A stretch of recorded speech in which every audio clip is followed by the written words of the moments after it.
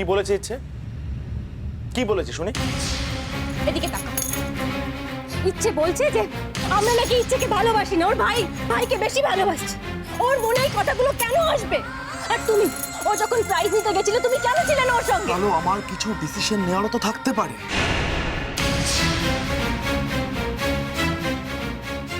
ইচ্ছে ছেলে মানুষ, তুমি ওকে না বুঝে আমাকে কেন বারবার করে বলছো? সরি আলো, আমি ডিস্টার্ব আছি, আমি ডিস্টার্ব আছি, প্লিজ।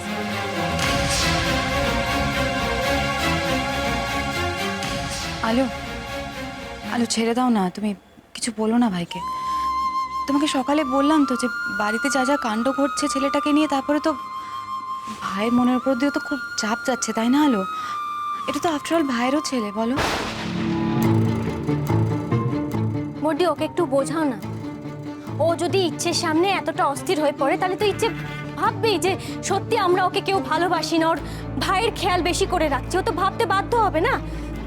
আর সত্যিই তো এই কদিনে তো মেয়েটার জন্য কিচ্ছু করতে পারিনি। ওকে এই ঘরে রাখতেও পারছি না। আলো, ইচ্ছের সামনে এই কথাগুলো যে তুমি বারবার করে বলছো, এর ফলে কি হবে তুমি জানো? ওর অভিমান হবে, ওর রাগ হবে আমারও। আমার সঙ্গে কথা বলতে ভয় পাবে। আর আশা করি এতে তোমার শান্তি হবে।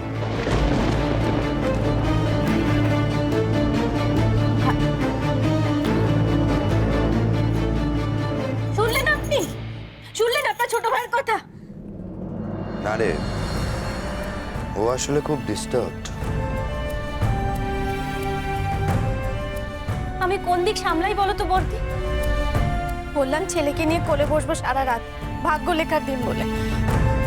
তোমার ভাই যদি এরকম করতে থাকে আমি দিদি ভাইকে কি করে বোঝাবো? ও যদি আমার পাশে না থাকে কে বোঝাবে দিদি ভাইকে?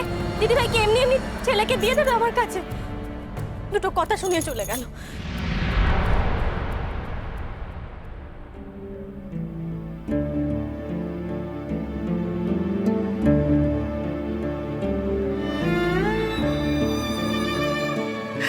পারবো না, আমি ওকে ছাড়তে পারবো না। অত বড় বোন নয় আমার।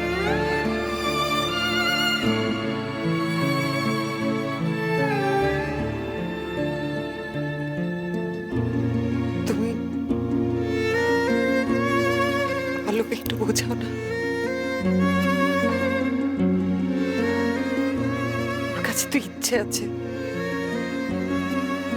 ওর কাছে তো কেউ নেই। ছেলেটাকে দিয়ে দিক না আমার।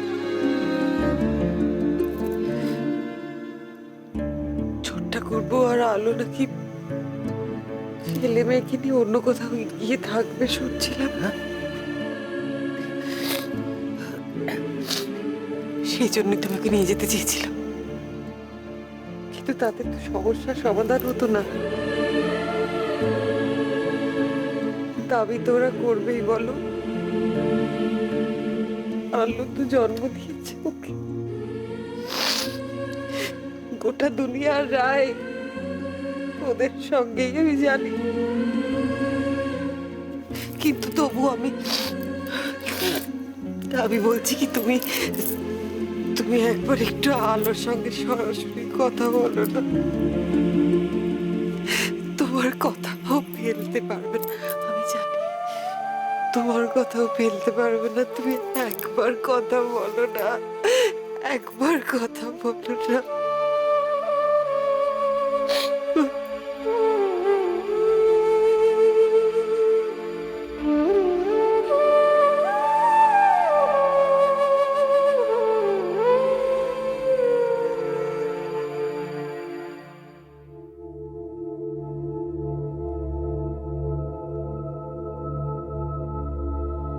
বাবাই,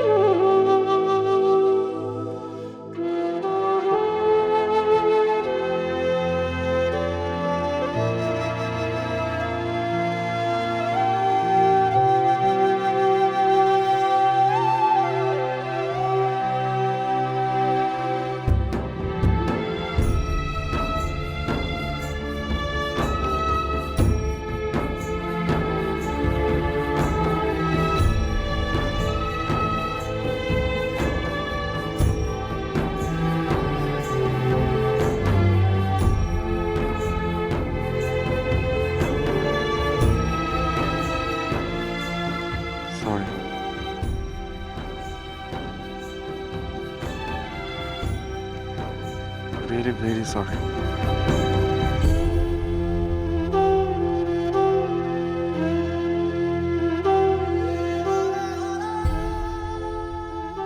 এক তুই আছিস আমার জন্য বাবাই,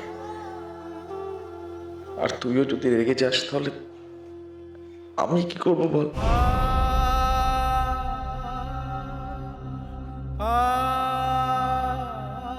বাবাই, তুমি কাঁদছো? বুঝেছি, মা বকেছে না? আমি নালিশ করেছি। খুব বকেছে?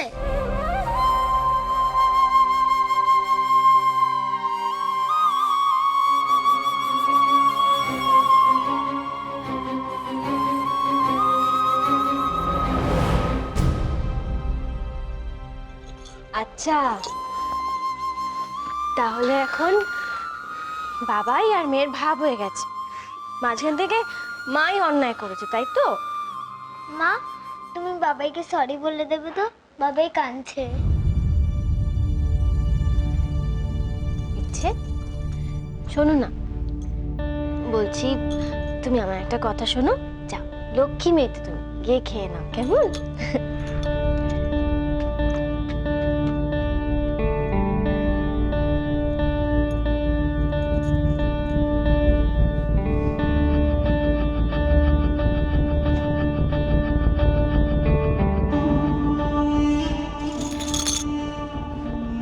সরি।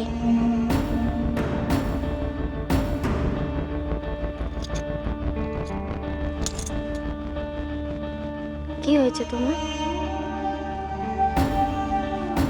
কি এত চিন্তা করছো? ছেলেটার কথা ভাবছো না?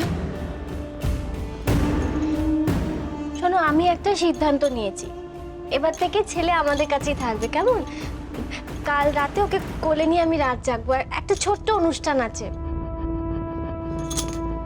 তুমি কি আমার কথাগুলো শুনছো মন দিয়ে? কি গো? হ্যাঁ, শুনছি। তুমি না দিদি ভাইকে একটু আলাদা করে বোঝাও, কেমন? আমি না সত্যি আর ছেলেটাকে ছেড়ে একা থাকতে পারছি না। ছেলেটাকে যেন আমাদের কাছে রেখে দেয়। আর ওই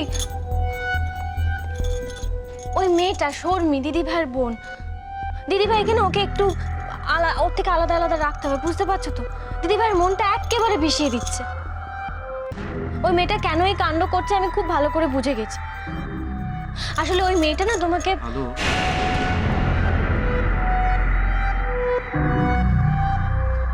মেয়েদের ব্যাপার তো, আমার কথা না বলাই ভালো। তুমি কথা বলো বড় বৌদির সঙ্গে, আমি বললে হয়তো ভুল বুঝবে।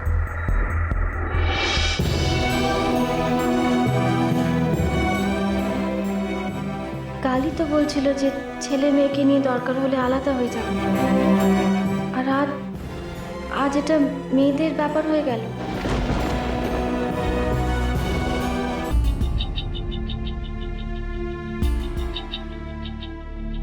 পারবে তুমি ওকে ওকে অন্য কারোর হাতে তুলে দিতে? পারবে?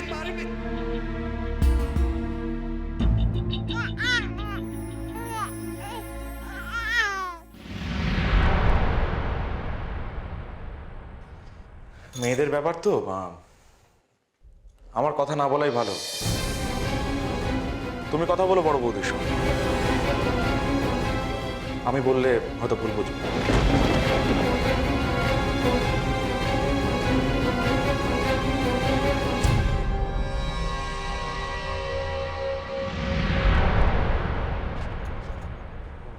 আমি তোর কাছে আসছিলাম।